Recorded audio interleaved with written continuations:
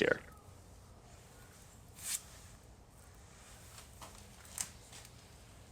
Is Lori with us? Lori is not. Is Kate with us? Looks like Kate's here. All right, whenever you're ready, you may begin.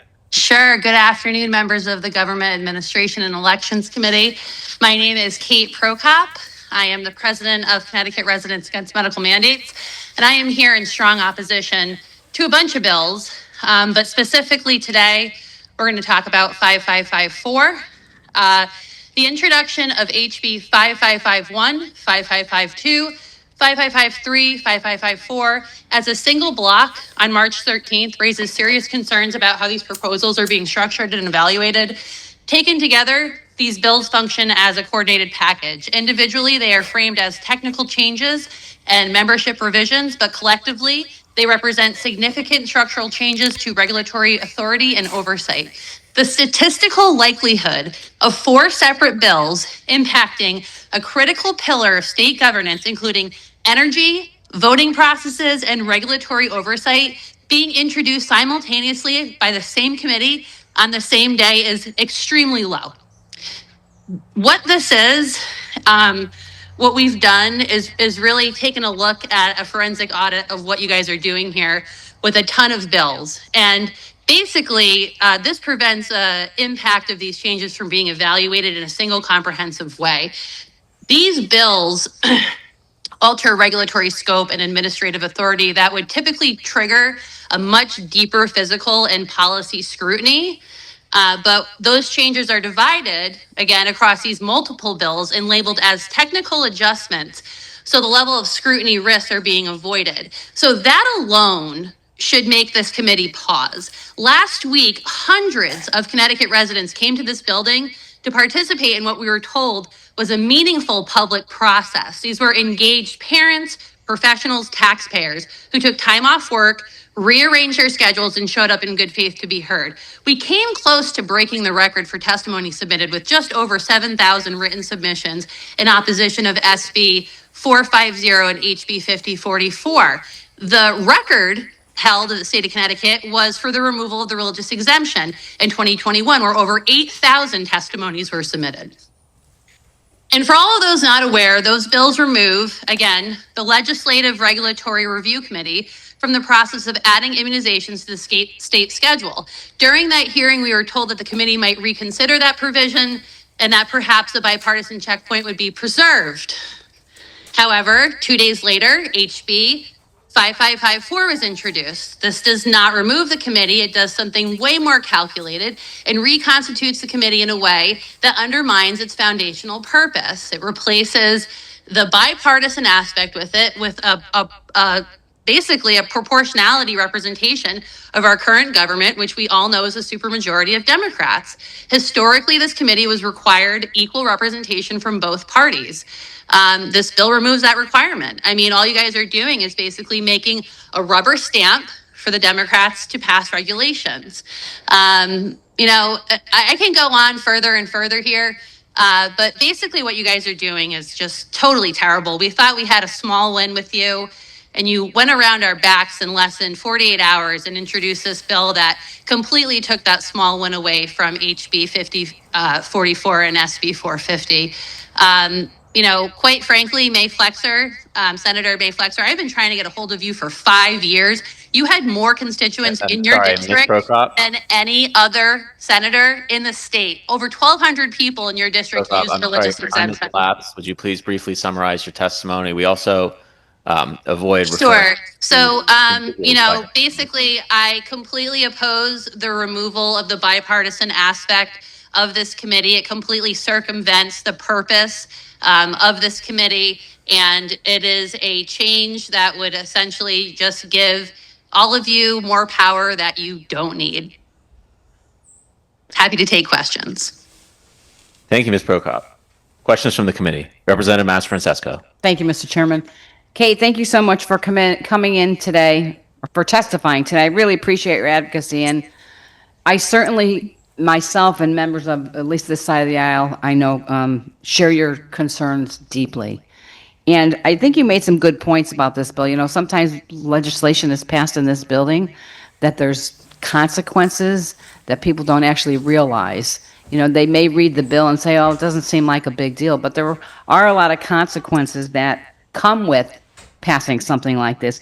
And you had mentioned, and you kind of brought it all together with those 4 bills, and how this passing of this legislation would affect not only the issue that you're talking about when it came to the testimony everybody came in and testified against the other day with the vaccines and the homeschooling, but you also brought up a good point in combining actually these 3 or 4 bills together. Can you elaborate on that a little bit more?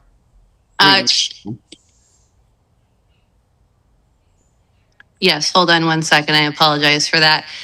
So essentially, what happens here is, like I said, the statistical probability of these 4 bills being introduced at the same time, given to the same committee, is like 0. It's a loop that ensures that the cumulative impact of these changes, the total elimination of bipartisan oversight, it basically just makes sure it's never audited by just breaking it down into so many small pieces. You're not going to look at the fiscal impact, and you're not going to, really look into the serious impacts that this is going to have when you pass all these things together. That's how I feel.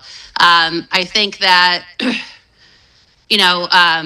perhaps the most significant structural weapon in this plan is it modifies section 4-170 of the general statutes to change the membership again of the LRRC.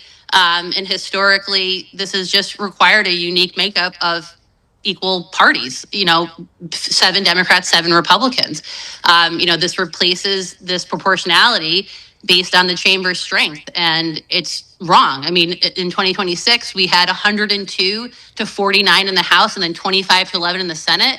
So this bill just makes the LRRC a rubber stamp for the executive branch. It completely defeats the purpose of what this committee is supposed to do, which is go through a process of deciding if a new regulation is appropriate or not for the state through a 50-50 representation. Nothing is going to be able to be blocked by the minority party anymore. Nothing. You might as well just run Democrats in this state, as far as I'm concerned. Furthermore, the bill mandates that each agency submit a report by January 1st, 2027 on progress on reviewing their regulations, which provides a mechanism to, again, systematically repeal any remaining bipartisan protections under the guise of efficiency. So this is just a beginning as far as I'm concerned. And we are watching very closely Representative Master Francesco.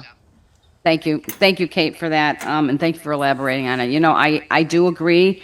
I think this one committee that we have is the only one we have left here in the state that truly is bipartisan. I've heard testimony from other people saying that it truly is bipartisan. It has worked well. There's members of this committee that actually sit on that committee. And at a time in our country and our nation when people yearn for more bipartisanship, we need this. And unfortunately, we are trying to dismantle it. And I think that's very unfortunate. But I appreciate your testimony for coming in, Kate, and your advocacy for all that you have done for the issues that I believe in, that you believe in. I think we all, most of the members on our committee agree with you on. Thank you. Thank you, Mr. Chairman. Thank you, Representative. Senator Sampson. Thank you, Mr. Chairman. Gail kind of stole my thunder, but I wanted to just thank you, Kate, for your passion and your advocacy. You're very good. You move mountains, as a matter of fact. And thanks to you, a lot of people in the state are aware of this bill proposal that might not have otherwise been aware, and not just this issue, but a lot of others ones as well. I wanted to just ask you a quick question about the language of the bill, which is, you mentioned the interconnected legislation that is happening throughout the building, and the court case that's pending, and everything else that's going on. Do you see that this legislation, even in a vacuum, creates a problem for fairness or equal representation through you, Mr. Chairman? Sure. So I'm very excited to share that we have members of our board in Washington, D.C. right now sharing what's happening in Connecticut with federal congressmen, because quite honestly, the Attorney General doesn't care All of these bills, or a large majority of the bills that I've been lobbying in opposition to, are Governor Ned Lamont's bills. So no one here is listening at the state level. We've taken this to the federal level, and we are sharing the information that this sets a very dangerous precedent, this SB 450, where the legislature is usurping the process, the judicial process. So they are changing a law during an active lawsuit to win said lawsuit. That sets a dangerous precedent regardless of what the topic is. And people around the country are watching this now, and you, sir, do have national attention on this. So I'm very proud to say that our organization is behind that effort. And you will be hearing more about this from some big congressmen very soon. Because again, this is very wrong, and it sets a dangerous precedent. I have looked throughout the country for a lawsuit that did this, where again, it changed a law during an active lawsuit. Can't find one in the last 30 years anyway in this country. But Representative Vincent Candelora did share with me that there is a current state statute in place that protects us from said things happening. That being, again, that you're not legally allowed in the state of Connecticut to change a law during an active lawsuit to win said lawsuit. So more on that soon. And again, we are bringing federal attention to all of this, which I'm very excited about. So thank you so much.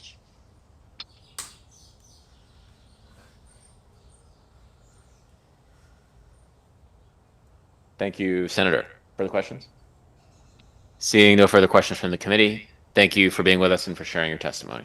Thank you. I just want to remind you all that it's a voting year, and you guys have inspired more people to run than ever before. Thank you so much. Thank you, ma'am.